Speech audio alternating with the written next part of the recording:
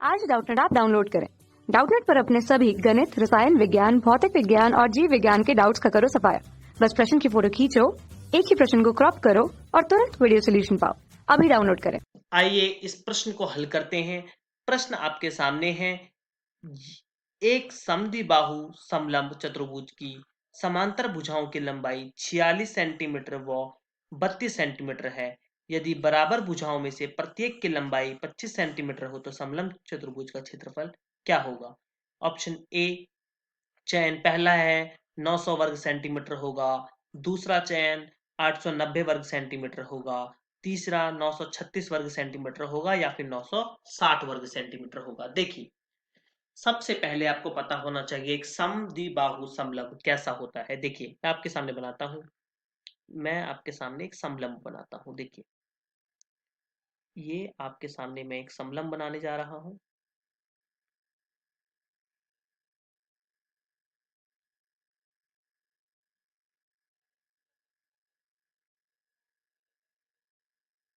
देखिए, ये एक समलंब होता है। ए बी सी डी, मान लीजिए ये एक ए बी सी डी नामक समलंब है। इसकी दो समांतर भुजाएं ये रही, और समबाहु समलंब का मतलब है इसकी जो दोनों समांतर भुजाएं नहीं है उनकी आप वो ये हैं, और ये दोनों प्रत्येक की लंबाई आपको क्वेश्चन में 25 सेंटीमीटर दी हुई है। ये भी 25 सेंटीमीटर है, और समांतर वालों की एक 32 सेंटीमीटर है और एक 46 सेंटीमीटर है। आपको इस समलंब का क्षेत्रफल निकालना है। देखिए, सबसे पहले मैं इस समलंब का मैं आपको वो बताऊं। इस समलंब की ये ऊंचाई हो जाएगी। ये इस समलंब की ऊंचाई हो गई। ये इस समलंब की ऊंचाई हो गई। ये ऊंचाई हो गई इस समलंब की।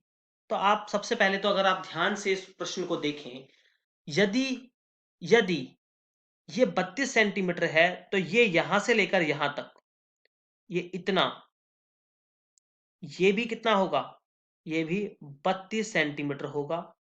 और जो शेष देखिए, अच्छा 46, ये पूरा 46 था। अगर मैं नीचे की बात करूं, ये पूरा जो था यहां से लेकर यहां तक की भुजा ये 46 थी।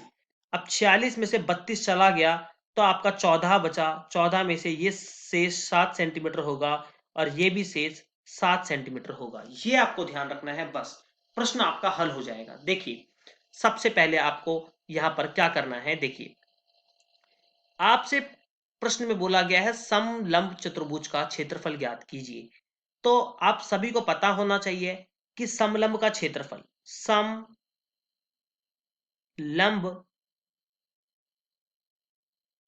का क्षेत्रफल क्या होता है? एक समलंब का क्षेत्रफल होता है हाफ, आधा, गुणा में समांतर भुजाओं का योगफल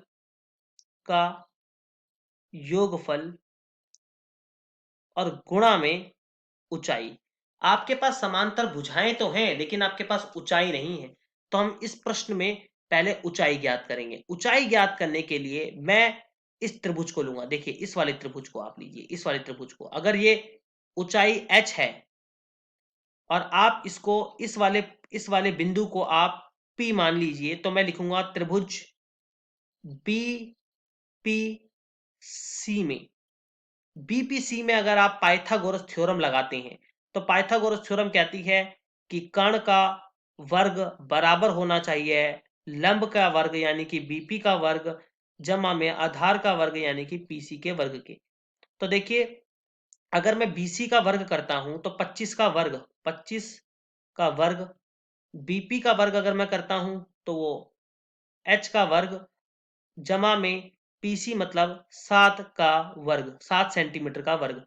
देखिए, ये होगा 625 एच का वर्ग और ये 49 हो गया। अगर मैं दोनों और 49 से घटा देता हूं तो इधर 576 आएगा। और जब मैं यहां से वर्ग हटाऊंगा तो इधर वर्गमूल लग जाएगा। क्या लग जाएगा? वर्गमूल 576। और आप सभी जानते होंगे कि 576 का वर्गमूल होता है 576 24 का वर्गमूल होता है। तो h मेरा 24 आ गया। अतः अब मैं अपने क्वेश्चन पे वापस लौट सकता हूं कि समलंब का क्षेत्रफल, समलंब का क्षेत्रफल जो होगा अब वो मैं ज्ञात कर सकता हूं। कैसे? हाफ, आधा, गुणा में समांतर भुजाओं का योगफल। एक समांतर भुजा 32 सेंटीमीटर की है, दूसरी समांतर भुजा 46 सेंटीमीटर की है, गुणा में ऊंचाई यानी कि 24 सेंटीमीटर। अगर मैं इसको काटता हूं तो ये इससे आप इससे भाग करेंगे 24 को 2 से तो 12 आएगा। अब 12 को आपको गुणा करना है। अब आपको इस 12 को गुणा करना है 12 सेंटीमीटर को किससे? इससे 6 और 2 8, 4 और 3 7 सेंटीमीटर। अगर आप इसको इससे गुणा करते हैं तो आप अपने उत्तर तक पहुंच जाएंगे। देखिए 12 अट्ठे 96 की 6, हासिल लगा 9, 12 सत्ते 84, 84 और 9 होता है 93, 936 सेंटीमीटर स्क्वायर। यानी कि इस प्रश्न का जो सही उत्तर है वो 936 होगा। 936 मतलब तीसरा चयन इस प्रश्न का सही चयन होगा। धन्यवाद। कक्षा 6वीं से 12वीं से लेकर नीट, IIT, JEE वो एडवांस के लेवल तक 1 करोड़ से ज्यादा छात्रों का भरोसा। आज ही डाउनलोड करें डाउटनेट ऐप या व्हाट्सएप करें अपने सारे डाउट्स 8400 400 400 पर।